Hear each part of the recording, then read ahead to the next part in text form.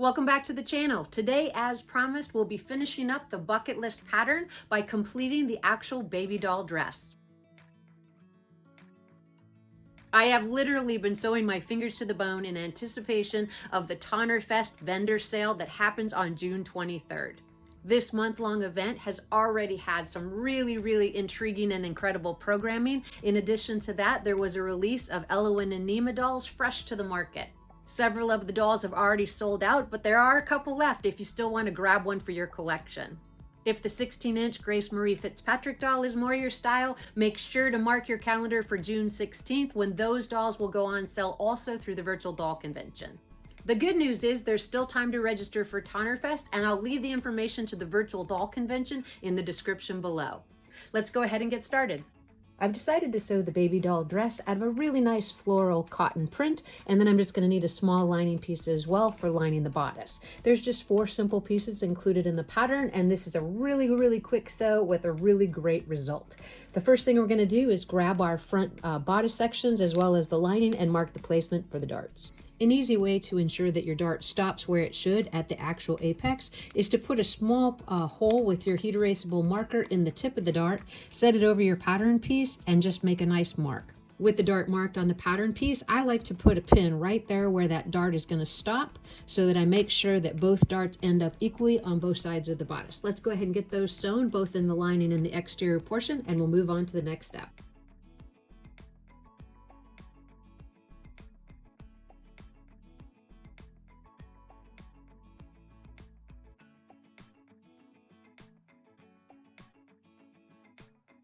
You want to remember to leave those strings a little bit long so you have an opportunity to go back and tie them off.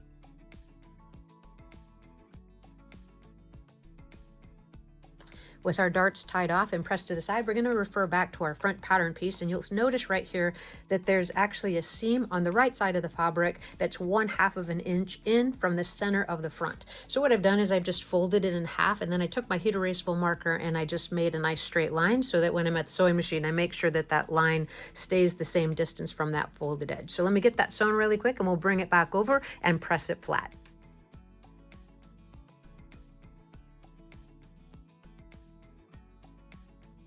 This is a really simple way just to add some detail to the front of the bodice without a lot of trouble. Next, we're going to grab our lace. We're going to cut 2 equal pieces to the length of the front of the bodice and set it in underneath the fold on both sides.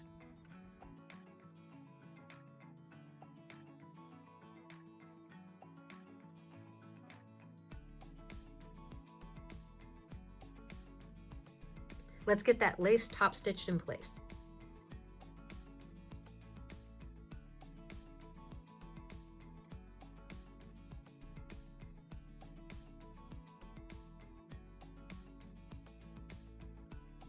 We're going to trim off the extra lace at both the top and the bottom and get the back sections of the bodice sewn together at the shoulder seam.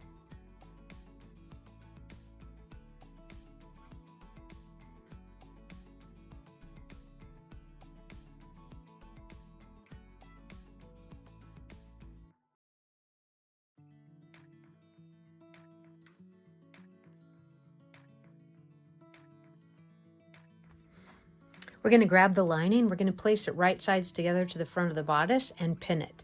I like to sew with the lining up because that reminds me which side is which on the back opening. So I'm actually going to pin it lining side up. I'm going to sew around the neck edge and down the left back opening, and then I'm going to sew around both armhole edges.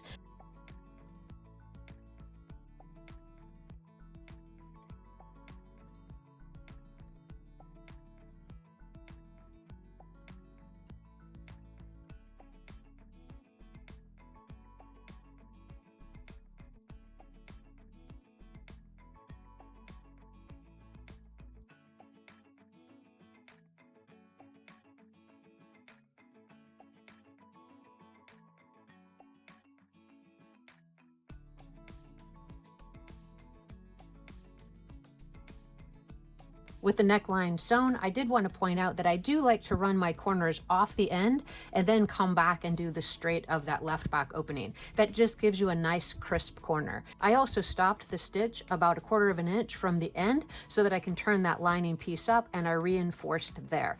So let's go ahead and get the armhole sewn.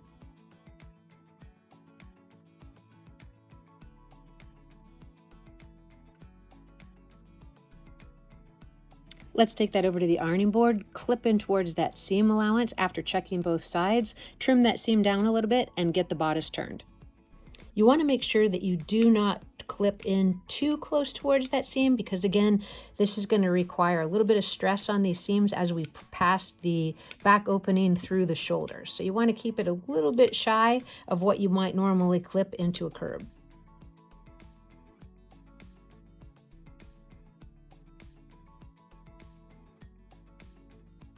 Now, there are a lot of different ways that you can turn your garments, but this way has worked really, really effectively for me, and it's super easy. So what I'm going to do is I'm going to take a fast turn tube turner. This one is a 1/4 inch, and I'm not going to use the part that you insert into it, but I'm going to use a doll stand in order to hold my fabric in place. From the front of the bodice, you're going to slip the tube turner in, and you're just going to go almost to the end of the fabric, and then you're just going to hold the fabric in position with the doll stand. I have this resting against my hip, and I'm just going to push gently, and you want to really make sure that you don't get ahead of yourself. So take your time to make sure that the layers are actually coming all the way through, and then when you can feel the fabric has made it to the inside, it's good to take that tube turner out as well as the doll stand and just gently start to encourage the fabric to come out the back side.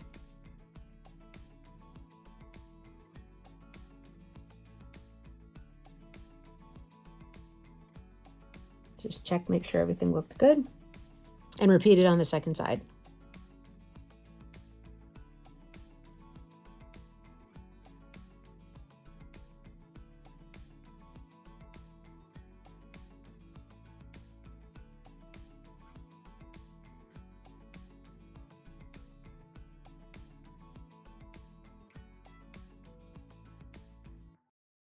Let's go ahead and give it a press.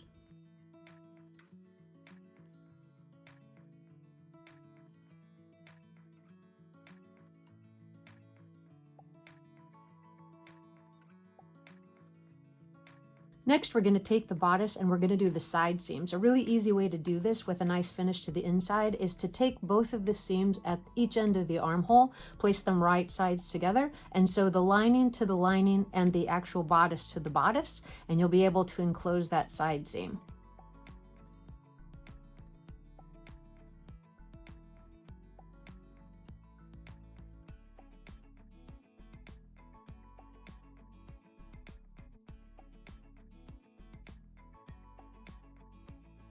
With the side seams pressed, we're just going to turn our attention to the lining, turn it up 1/4 inch at that raw edge, and give it a press.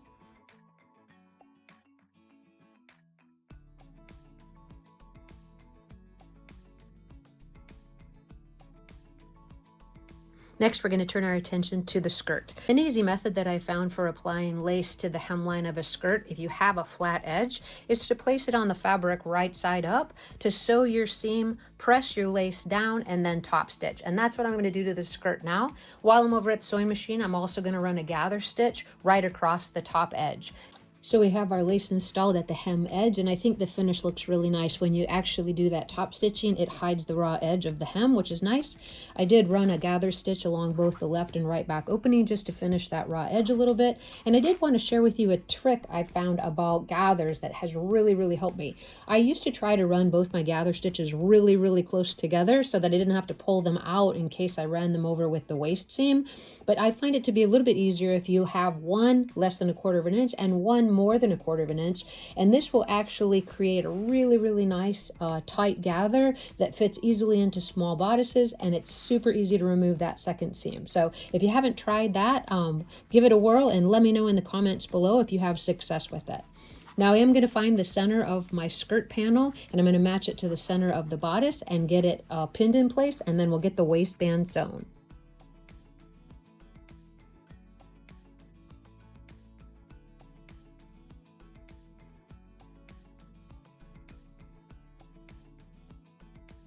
We've pulled the skirt gathers evenly across the whole thing, and just wanted to show you what it looks like on each end. So this is the folded back edge of the left back opening of the bodice, and I've just opened it up so that the raw edges of the fabric will match, and that's going to create that 1/4 inch turn under on the left back opening. I've gone all the way across to the other side. This is the raw back opening on the right, and I've just lined that up strictly with the raw edge of that. And if you find that your gathers start to pull out as you're going, you can always take your strings and loop them around that last pin to hold them in place so that they don't actually let the gathers release as you sew. So let's get that seam sewn together and we'll press it up into the bodice. With the waist seam sewn, you can see how nicely the gathers turned out with that lower gathering stitch being below the stitch line. So I'm just going to look for the tail to that thread and give it a pull, and then we're going to press that seam up in towards the bodice.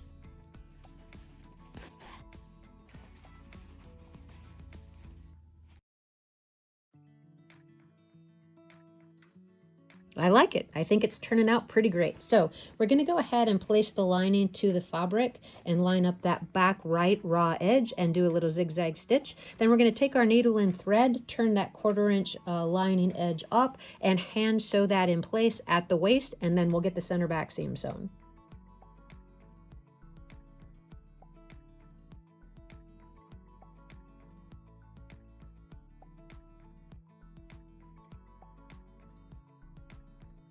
With the lining attached at that waistband seam, we're almost finished. Just a few final steps and our project will be complete. Next, we're going to place the dress right sides together and sew the center back seam from the hem edge to the dot as indicated on the pattern.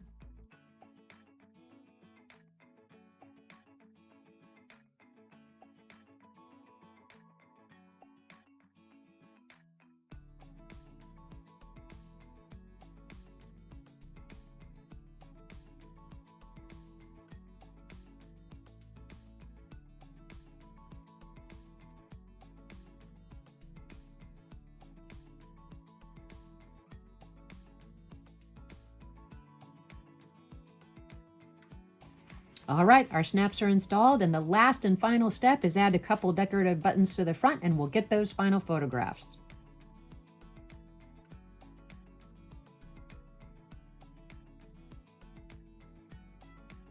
Since the pattern's release, several people have already sewn up beautiful interpretations of their bucket list. You can easily change the look of the bucket list dress by the fabric you choose, adding a few layers, or even making it floor length. Well, we've made it to the end of another sewing tutorial, and I think Nima likes her new baby doll dress. I hope this information was helpful to you, and perhaps you picked up a tip or two that will make your sewing a little bit easier. Thank you guys so much for coming by today. If you have any questions, please list them in the comment section below. I always appreciate your time. Hit that like and subscribe button, and I'll see you in the next video. Just a quick update before I go. My mom and I are still hoping to complete that sewing ham tutorial. In the meantime, she is one of the 13 vendors that will be attending the TonnerFest vendor sales room on June 23rd. I hope you guys will consider registering, and we hope to see you there.